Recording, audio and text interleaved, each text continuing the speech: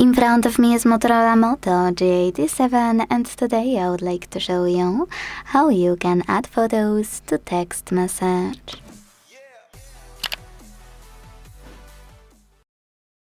Begin by launching Messages app and selecting or creating a chat.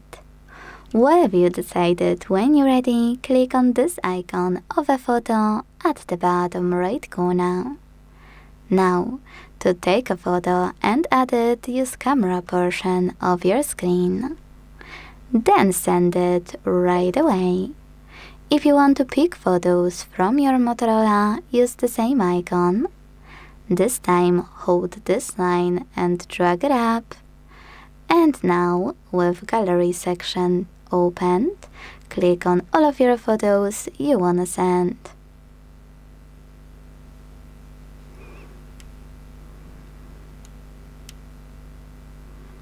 Then hit Done at the bottom right corner and send them. Thanks so much for watching. If you enjoyed this video, leave a like, comment and subscribe. Bye!